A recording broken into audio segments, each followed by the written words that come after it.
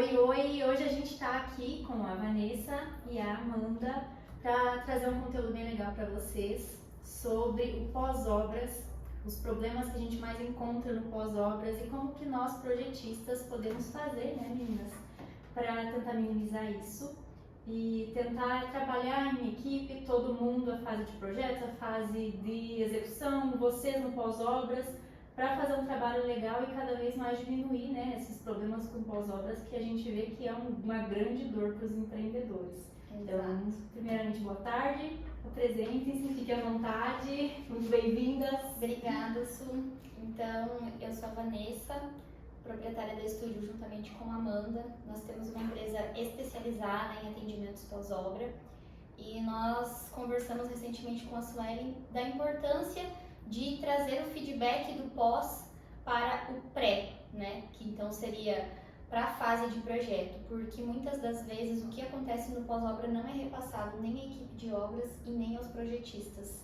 E aí o problema acaba se repetindo e acaba acontecendo várias vezes, né? Até chegar no consenso de, poxa, vamos evitá-lo. Então é justamente esse o nosso maior objetivo, né? De fazer com que os problemas que aconteceram não aconteçam mais.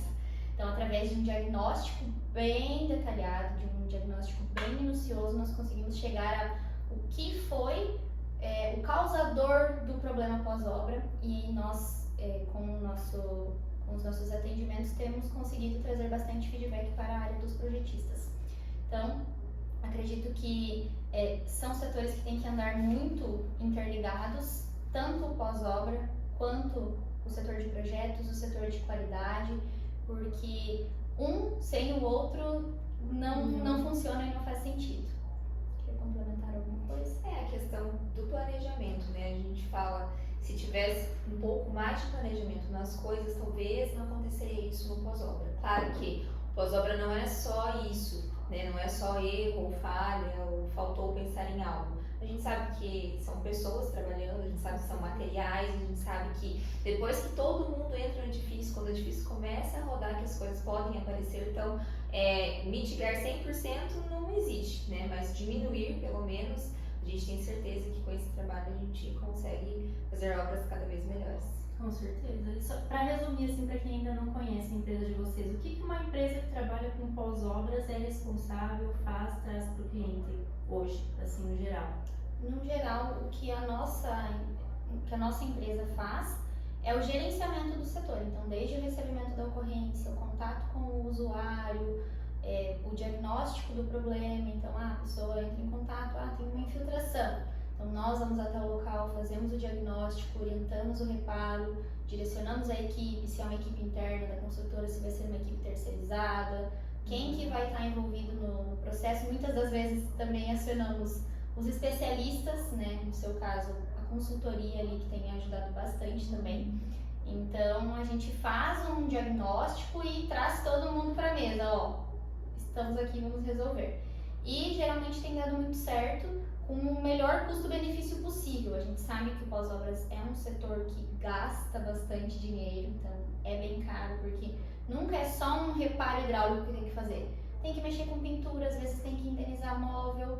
Então, por isso que a gente chega à conclusão de que é necessário que todos os setores se conversem para evitar os custos desnecessários. Porque, igual a Amanda comentou, vai ter pós-obra? Com certeza. Vai, né? Falha de material e falha humana é o que a gente mais vai ver daqui para frente.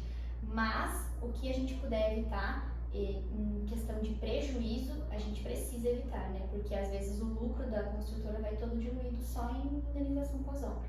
E eu acho que esse setor do pós-obra, a organização desse setor é recente, né? Antigamente, não sei, né, quanto tempo que isso, mas eu vejo que desde que eu comecei a trabalhar com projetos, lá no início o pessoal tinha que fazer os reparos, mas era tudo assim, manda o encanador lá e vai faz, e daí eu acho que se perdia um pouco o controle da dimensão disso, né?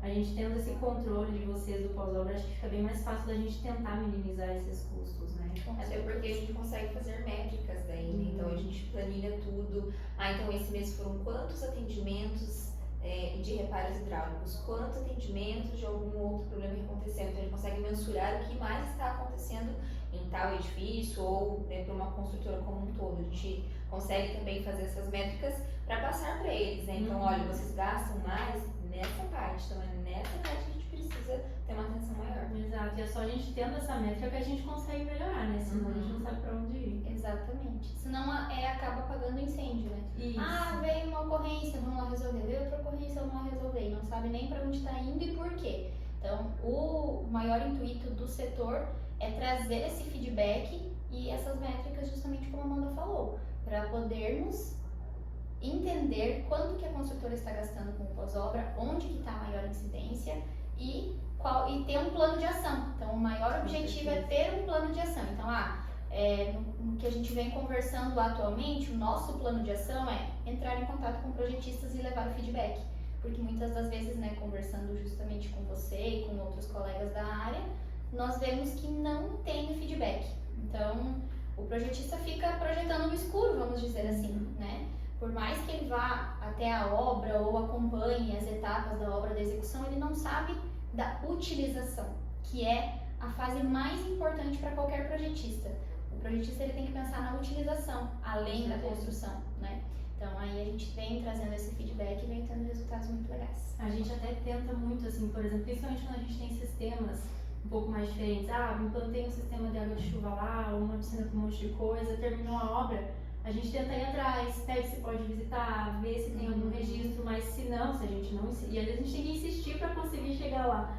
A gente realmente não tem esse feedback, né? Então a gente conseguir ter esse contato com vocês é excelente, porque a cada nova demanda a gente melhora um ponto aqui no começo para tentar evitar para os próximos, né? Então eu acho que isso agora é um caminho meio sem volta e que vai elevar a régua das obras, porque a gente vai começar a prever coisas que antes eram deixadas de lado, né? Exatamente, e não é só elevar a régua da qualidade em si, mas também da facilidade de utilização, porque muitas vezes o proprietário, quem vai adquirir uma edificação, seja residencial ou comercial, ele não sabe nada. Ele acha, igual estávamos conversando, ele acha muito bonito ter um ralo oculto, mas ele não sabe a funcionalidade e a manutenção recorrente que esse ralo vai dar para ele, muito mais do que um ralo convencional. Então a pessoa tem que estar ciente, porque eles estão cada vez mais cientes dos direitos, das garantias, mas eles precisam estar cientes também das manutenções. E isso a gente só consegue quando todo mundo fala a mesma língua. Quando eu pós-obra, você projetista, o executor da obra, a construtora e o morador, todo mundo sabe o que está acontecendo. Então por isso que a gente precisa ir cada vez mais encaixando as peças do quebra-cabeça. Quando a gente tem projetos residenciais, a gente ainda consegue, né? A gente aqui, projetista, tem um contato direto com o cliente final. Daí a gente senta e explica, você vai ter isso ou aquilo, esse é o contra e esse é o pró dessa solução. Agora, quando a gente tem uma incorporação, é impossível fazer isso, Impossível, né? Porque são 60 clientes dentro de um empreendimento. Então, assim, até ontem me deu um estalo, a gente conversando e pensando, poxa, por que eu não monto um manual do que você tem que tomar cuidado na hora de, por exemplo, a gente tem muito hoje apartamentos que cada um pode fazer a sua planta da sua forma. Então, aquele projeto inicial que saiu daqui, esquece, vai ser mudado completamente. Obsoleto, já sai obsoleto. Então, por que eu não faço um manual assim do que você pode, o que não pode, quais cuidados tomar? Por exemplo, especificação de ralo, pressão, taraná, para realmente tentar evitar essas coisas, né? Porque às vezes não é uma coisa que a gente tem controle aqui, mas que se a gente tiver uma entrega diferente, a gente consegue evitar, né? Exatamente. Isso é muito bacana, até na questão, nós quando fazemos a parte de manual, né? Então puxando agora para um outro nicho que a gente puxou por conta do pós-obra.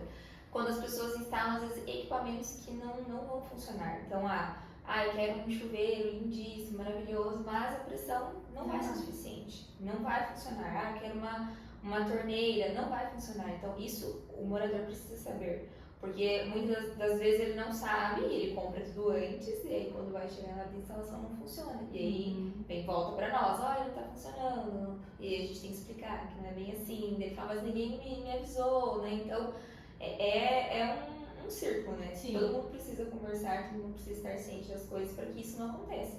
E depois que a pessoa comprou, a gente vai ter que fazer alguma coisa para resolver, né? Com certeza. E vocês, tendo essas métricas que eu achei muito legal saber que vocês fazem isso, vocês conseguem saber quais são os problemas mais encontrados nas obras hoje? Assim, olhando no geral, não só a parte hidráulica, o que vocês mais encontram, assim, no pós-obra? de problemas? A maior incidência e o que mais incomoda as pessoas é a infiltração. Não Infiltração. tem como a gente falar, porque se a pessoa tá com uma entrada de água na casa dela, seja por um vazamento, seja por uma tubulação hidráulica, seja por uma falha de impermeabilização, a pessoa vai ficar nervosa e vai ficar desesperada. Meu Deus, pode cair, vai, né? Enfim, tem várias coisas que passam na cabeça quando se fala em infiltração. O que a gente mais tem recorrência é na falha de execução. Então, falha de execução das tubulações, muitas coisas que na hora da obra não é muito bem fiscalizada, a execução do encanador, e aí o encanador pensa em algo ali que acha que vai funcionar e aí às vezes está fora de norma, ou às vezes utiliza ali a tubulação sem limpar bem certinho, sem lixar e tirar toda a poeirinha que fica ali na tubulação quando vai fazer a colagem, e aí acaba dando infiltração. Então esse é um dos maiores problemas, não só pela quantidade de problemas, mas por tudo que envolve, que aí envolve todo o entorno. Então pintura, móvel, geralmente, né, na questão que a gente fala ali de banheiro, cozinha, lavanderia, é onde tem um móvel planejado. Bolo de neve. Acaba virando um bolo de neve. E aí, quando a gente fala de edificações de multipavimentos, nós temos um problema maior ainda, porque de uma unidade para outra pode passar. E aí, às vezes, a infiltração acontece no 5º andar, ela vai aparecendo e vai indo até o 1º andar. Então, assim, é um problema generalizado. Sim. Então, é algo que, além de ser um dos mais recorrentes, é um dos mais custosos, né? E essas alterações que tem em obra, às vezes a gente não fica nem sabendo, né? Então, assim, até é uma coisa que eu sempre friso muito para os nossos clientes. Olha, não é porque eu te entreguei o projeto que eu vou sumir da sua vida. Se tiver alteração que for necessária, se tiver alguma coisa na obra que dá para melhorar, me chama, vamos ver, vamos alterar junto, né? Para depois a gente não ter esses problemas, que a gente, novamente, trabalhando juntos, a gente consegue ter certeza de que aquilo que vai ser executado vai dar certo, né? É claro que essa questão, por exemplo, da qualidade da mão de obra, limpar direito, colocar a cola suficiente e tal, isso é difícil pra gente controlar, né? Nem o engenheiro da obra vai ficar lá em cima o tempo todo olhando. Mas é um pouco cultural também, né? A gente ter essa cultura de uma qualidade de mão de obra, eu vejo assim, né? Sim, e aí até nós, não falando só de sistema hidráulicos, mas até questão de montagem e instalação de esquadrias metálicas, pintura, preparo da superfície para pintura, instalações hidráulicas, instalações elétricas, a gente fala muito na questão de treinamento. Porque a mão de obra hoje, ela está cada vez mais fazendo do jeito que acha que está certo. E aí, muitas das vezes, aí que estão os problemas, né? Nessa falta de conhecimento. Então, nós estamos tentando abranger um pouco de tudo que a gente vê que está com uma falha, com uma deficiência durante a execução da obra, e a gente está indo falar com as pessoas responsáveis. Então, tanto com vocês projetistas, com as empresas, com os terceiros, com os fornecedores. Olha, pessoal, vamos dar um treinamento, vamos tentar padronizar tal coisa, porque a gente precisa que todos os funcionários falem a mesma língua. Claro que é muito difícil, mas quanto antes começarmos, melhor vai ser, porque mais rápido virá o resultado. Sim, e quanto mais na base começar a mexer, melhor, né? Exatamente. Então, aí a gente vê que trabalhando cada um na sua parte e aquele negócio de não chegar e querer botar a culpa um no outro, né? Trabalhar todo mundo junto para resolver. Sempre falo que tem muitas pessoas que têm a mania de só querer achar o culpado e se livrar. E aqui na empresa eu sempre falo para todas as meninas, para o meu sócio, não, a gente chega num acordo comum aqui, primeiro vamos resolver, depois se precisar ver onde foi a falha, claro, temos que ver para corrigir, mas primeiro resolve antes de querer achar culpado, né? Então acho que o pós-obra tem muito disso também. Sim. E é muito... Perdão. É uma coisa que a gente também passa para nossa equipe, né? Não queiram achar o culpado de início, principalmente numa infiltração, num vazamento. Você precisa agir de imediato, né? Então, ver o profissional que está disponível, se foi o que executou, né? Chame ele, mesmo que não esteja em garantia, faça o serviço depois. Aí a gente vai verificar quem é o responsável para dar um feedback também, não apontar e falar que você errou, porque foi isso, porque foi aquilo, porque é o que a gente falou, são muitas pessoas envolvidas. Então, às vezes, a pessoa até fez certo, mas aí veio outro e bateu uma massa em cima, foi alguém e danificou aquilo que ele tinha feito. Então é não apontar o erro também, né? Mas como um feedback para todo mundo trabalhar cada vez melhor. Com certeza. É o que a gente sempre fala, né? Legal saber que vocês também têm essa política, e talvez por isso que a gente tenha dado certo juntos, porque a gente sempre fala, não busque o culpado, busque a solução, porque nós estamos aqui para solucionar, independentemente de quem seja a culpa, o usuário, ele é a parte que está prejudicada, né, em toda a situação, e ele quer resolver, então a gente tem que pegar a dor dele, trazer para nós, vamos resolver depois, a gente descobre quem que é o pai da criança, né? Então é mais ou menos por aí. Já que você tocou na questão de garantia, isso também é uma coisa que eu acho que gera muita dúvida, né? Tanto o projetista quanto a construtora, até onde que vai a nossa responsabilidade assim em relação à garantia da obra? Tem prazo para isso? Tem normativa para isso? Olha, tudo depende, a gente fala, né? Então depende do caso, depende se é o material, porque igual nós estávamos comentando, né? O problema de material hoje é muito difícil a gente chegar até a empresa também. Porque eles pedem, como é que foi executado, a gente quer foto da fase da execução, se foi feito assim, se foi feito assado, então às vezes a gente não consegue esse respaldo do fornecedor, né? Mas dos prestadores de serviço nós buscamos, conversamos, analisamos, vemos tudo o que aconteceu, quem veio depois, quem veio primeiro, e aí de acordo com o manual, então o que era escrito no manual, e a gente né, às vezes age pelo bom senso, ou a gente vai pelo que está ali no manual. Então, é 2 anos de garantia, a pessoa fez manutenções, então, beleza, a gente vai fazer. Não, ela não fez manutenção, não limpou o ralo em 6 meses, então não tem como dar a garantia desse sistema. Então, vai depender do usuário, se ele fez manutenções, né, ou o síndico, se for na área comum, vai depender dos materiais, se eles ainda estão em garantia, geralmente alguns equipamentos têm 1 ano, vai depender do prestador de serviço, se ele deu a garantia do serviço, né? Então, a gente faz toda essa análise para daí passar para o morador também, porque tem algumas vezes que realmente não é a construtora, não é o fornecedor, enfim, é o próprio usuário, então ele que tem que fazer a manutenção, então ele não tem nem mais a garantia sobre aquele sistema. Então aquele negócio de que a obra garantia 5 anos e ponto também não é bem assim. Não. Todo mundo fala isso, né? Não é bem assim. O que abrange os 5 anos de garantia é a solidez e segurança. Então a gente fala aí de estrutura, né, da edificação se manter em pé, vamos dizer em uma linha bem breve, né, porque claro que tudo abre muita brecha para interpretação. Mas cada sistema tem a sua garantia e agora nós temos uma nova norma de garantias que vai balizar toda vai dar esse respaldo tanto para o morador quanto para a construtora e vai padronizar, porque hoje a norma 15575, que é a norma de desempenho, ela traz uma tabela de orientação de garantias. Então as incorporadoras podem utilizar essa tabela e é o que todo mundo faz, utiliza ela como base. Mas agora a norma de garantias ela vem especificamente para isso. Então ela pega o sistema hidráulico e ela pega item por item. Antes era sistema hidráulico, ramais, bem generalizado, agora é bem minucioso. Por exemplo, até na questão de esquadria. Tem o fecho, que é em nylon, tem a garantia do perfil, tem a garantia do vidro, tem a garantia do silicone, tem a garantia da vedação.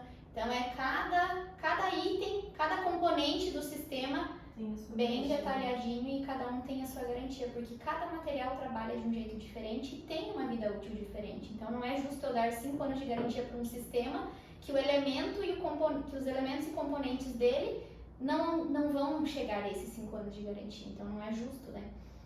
Como a construtora, como um fornecedor terceirizado.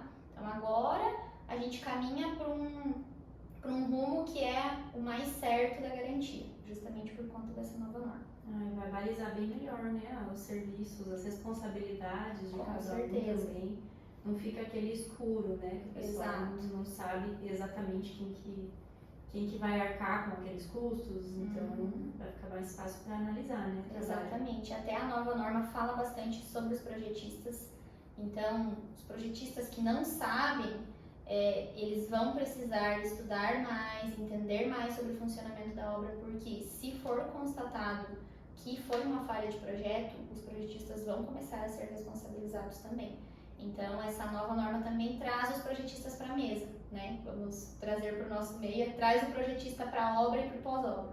porque é o que a gente vê que hoje não acontece. O projetista está lá no início, ele projeta, entrega o projeto, próximo projeto, projeta, entrega o projeto e próximo.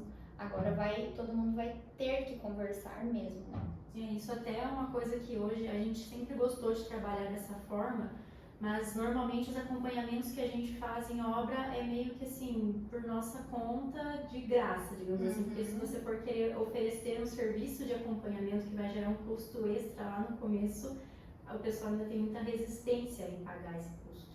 Então, mas como a gente quer garantir que não vai acontecer isso, a gente acaba visitando. Tem obras que eu vou 10, 11 vezes durante a execução. Para dar uma olhada, para ver como é que tá, porque são obras que a gente sabe que a responsabilidade é grande, né? São nossos filhos ali também. Mas isso também vai servir para a gente mostrar a importância, né? Que aqueles projetistas que simplesmente entregam e tchau, sumir, depois não atende nem telefone mais, não é isso que a gente quer, né? A nossa política aqui dentro sempre foi diferente dessa, mas é difícil às vezes em algumas empresas a gente mostrar o quanto que isso faz diferença. Tem empresas que têm essa política já, gostam de estar com a gente perto e acham que isso é um diferencial. Mas tem empresas que não, eu já até escutei exatamente com essas palavras, isso é um custo que para mim agora não é importante. Aí é difícil a pessoa entender que lá na frente isso vai gerar uma economia, porque você está pensando agora num processo, né?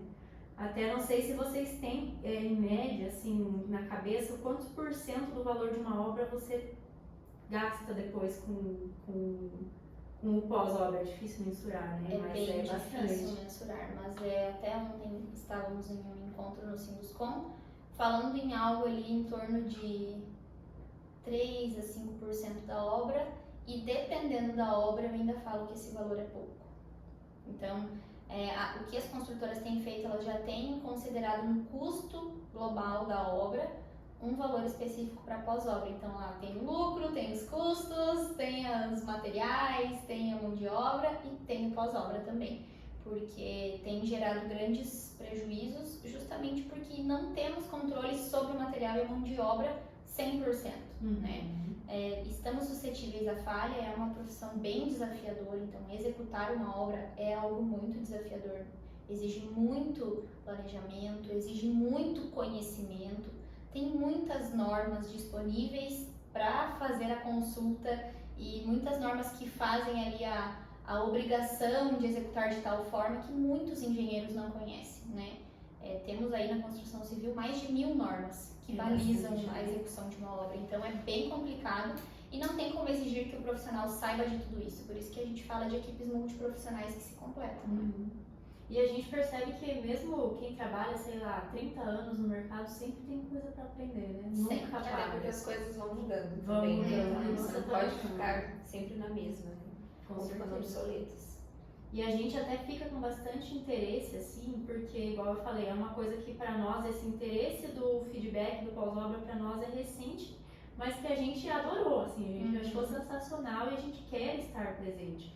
Então, até, assim, eu acho que eu já perguntei um dia para a Vanessa o que a gente, como projetista, pode fazer, pode entregar, pode acrescentar nos nossos serviços para tentar melhorar isso e evitar ao máximo os problemas pós-obras. Eu acredito que é mais ou menos nessa linha do que você falou que vocês já fazem, mas de uma maneira agregada ao projeto, vamos dizer assim, que seria a parte de consultoria durante a execução da obra, para entender realmente, porque muitas das vezes, por mais que exista a compatibilização de projeto, a gente sabe que a compatibilização de projeto é no papel, é no 3D, é na imagem. Agora, na vida real, ainda funciona muito diferente, porque a nossa mão de obra é muito artesanal. Nós não temos um sistema industrializado de construção no Brasil. Então, enquanto não caminharmos para essa industrialização, nós vamos ter os problemas de compatibilização, que por mais que esteja tudo lindo e maravilhoso no modelo, o modelo não é executado na real, né? Então, nós precisamos que as construtoras entendam a necessidade da consultoria dos projetistas para eles estarem lá no local, verificando as alterações que vão ser necessárias, né? Igual você falou, muitas vezes fazem alterações e a gente nem sabe que foram feitas essas alterações, porque decide ali em cima da hora, vamos passar por que não, passa por lá e tal, e o projetista nunca fica sabendo e às vezes fez algo que não está na norma, né? Que não atende à norma. E às vezes vocês estando juntos, vocês podem dar uma solução que o custo vai ser bem menor e vai ser talvez muito mais rápido, né? Como vocês têm expertise, então é algo que, assim, é trabalho de formiguinha, né? Você já faz esse serviço, né? Não é remunerado, mas talvez quanto mais eles verem você ali na obra, talvez eles vejam essa importância, né? E não a questão também só dessas alterações, né, durante a obra pela execução, mas também nas manutenções. Muitas das vezes os síndicos ligam para nós e falam, viu, aqui era para ter uma caixa de passagem e não tem. E aí a gente fica, tá, a gente também não sabe. Então às vezes a gente precisa buscar algo que ninguém lembra, quem executou já não está mais ali na construtora, enfim. Ou não lembra mesmo, e aí a gente fica, tá, e agora? A gente precisa resolver isso, né? Então, são coisas assim que são simples, tá? Ao nosso ver, assim, a gente fala, pô, mas é muito simples, é só alguém então tira uma foto, né? Já ajudaria, mas não tem. Então, isso é algo que nós, no pós-obra, hoje, a nossa maior dificuldade é isso também, na questão de a gente pegar o projeto e não ser aquilo que foi executado. Então, você estando presente na obra ali, em cada fase, né? Às vezes não precisa ser sempre, mas colocar alguns pontos-chave. Então, olha, quando for fazer a caixa d'água, a gente precisa estar junto. Quando for fazer o sistema de combate a incêndio, a gente precisa estar junto. Colocar esses pontos, talvez até na hora de entregar o projeto, já embutir esse valor e falar, olha, nessas datas nós estaremos na obra com vocês para acompanhar a execução. É um ponto que a gente vê mesmo que faz toda a diferença. Porque daí a gente chega na obra, ela até teve uma casa que a gente fez recentemente, que a proprietária, ela é arquiteta e ela fazia várias casas. Faz uma, mora um tempo, vende, faz outra, mora um tempo, vende. E ela olhou pra mim e falou assim, eu nunca vi um projetista vindo dentro da obra, só o arquiteto olha lá. E aquilo me deixou feliz, porque ela se sentiu bem atendida, a gente foi lá, resolveu as coisas que também tem aquela, né? Às vezes no meio do caminho a pessoa muda de ideia e quer mudar alguma coisa que já estava. Aí é claro que você vai ter que ir lá para ver como é que tá a situação. Não é só no papel que você muda, igual você comentou, o papel é uma coisa, na obra é outra, né? Então a gente sente muito essa necessidade de estar próximo para que cada vez o papel esteja mais real ao que realmente acontece no canteiro de obras. Porque até a gente, mesmo a gente tendo essa questão do BIM hoje que vem para melhorar, para compatibilização, é uma reclamação das construtoras que lá no canteiro de obra, às vezes, o pessoal não sabe o que fazer com o BIM, né? Não é tão, assim, né? Ainda é uma mão de obra ainda mais rústica, vamos dizer assim, mais né? Artesanal. Mais artesanal. Então, assim, a gente, claro, o BIM veio para melhorar, e é um caminho sem volta. A gente consegue prever muitos problemas aqui, isso é certeza. Mas não é porque um projeto foi feito no BIM que não vai ter problemas, né? São coisas diferentes. Exato. A gente vê muitas pessoas também vendendo projetos lindos em BIM que você olha e parece que está maravilhoso, mas não dá para fazer só um negócio bonito e que, por exemplo, não está com uma solução adequada ou que não está dimensionado corretamente, enfim. Então, são coisas que a gente sabe que é só na realidade mesmo e estando junto e estudando. Então, a gente cada vez mais tá tentando essa cultura do projetista estar em obra, né? Que normalmente o projetista até hoje é aquela cultura do projetista, é aquela pessoa técnica que não gosta de obra e fica dentro do escritório trancado. Tem muito disso. Mas eu acho que isso tende a mudar. Com certeza, o que a gente tem falado é que talvez chegamos ao ponto que chegamos porque temos engenheiros e arquitetos projetistas ou, enfim, qualquer que seja a área que escolheram seguir que não gostam de obra. Então, assim, por mais que nós não executamos obra, mas nós trabalhamos com pós-obra, como que eu vou atender um pós-obra sem entender como funciona uma obra? Então, a gente também tem essa política de dar uma passada na obra. Todo mundo fala, vixe, quando chegam as meninas do pós-obra aqui, é porque tem alguma coisa de errado. Mas é porque a gente gosta de estar lá no local, de às vezes dar uma dica, falar, olha, aqui vocês estão fazendo dessa forma, vocês já tentaram fazer assim? Conversar com um engenheiro executor da obra, porque às vezes, igual a gente comentou, ele não tem realmente conhecimento. Então também fazemos essa consultoria pontual para tentar mitigar alguns problemas que para nós é muito óbvio, como pós-obra, mas para a pessoa que está executando, não, né? Então, tentamos levar o feedback tanto para a obra quanto para o projetista. É um trabalho de formiguinha e é um mundo que temos pela frente, mas acredito que dessa forma conseguimos fazer a diferença, né? E com certeza só da gente estar lá e eles verem que podem contar com a gente, até eu vejo assim os encanadores, né? Só de eu estar lá, falar, fulano, eu tô aqui, se precisar, pega meu telefone, qualquer dúvida me liga. Eles se sentem mais à vontade de fazer as alterações, mas antes ligar para mim e pedir se pode fazer, se tá tudo ok. Claro, eles não vão passar pela autoridade do engenheiro da obra. Se o engenheiro da obra é quem, né, primeiro se reporta a ele e depois a mim. Mas se é uma pessoa que ele nunca viu na vida, que ele não conhece, que ele não conversa, às vezes fica mais difícil, né, dele ter essa abertura para querer conversar e tal, e daí acaba fazendo do jeito dele e depois quando ele já tá pronto, né? Exato. Então só da gente estar ali junto já é uma coisa, um diferencial, né? E eu acho que uma outra coisa que a gente pontua muito aqui, que talvez seja a diferença, é detalhar o quanto mais melhor, né? Até, claro, o pessoal tem a cultura de dizer que ninguém lê memorial descritivo. Então a gente faz um memorial descritivo bem feito, mas tenta colocar em prancha mesmo as informações que a gente vê que são muito importantes. Se não for no memorial, tá aqui. Então, cada vez mais a gente vê assim, um problema que deu em tal obra. Cara, no próximo eu vou colocar isso em letra vermelha. Alguma coisa que a gente viu que dá pra melhorar, né? Sim. Porque a informação, às vezes, pra gente que tá acostumado a lidar, ele acha que tá claro. Mas não tá. Quanto mais claro, melhor. Isso é uma coisa que a gente frisa muito nos nossos treinamentos internos aqui, né? Que às vezes para nós tá tão óbvio aquela representação, mas é porque tá ali, a gente mexe com isso dia a dia. Mas para quem é o engenheiro executor e tal, às vezes não, porque ele mexe com várias disciplinas, ele não mexe só com a minha. Ele não é obrigado a saber que aquilo ali é aquilo ali.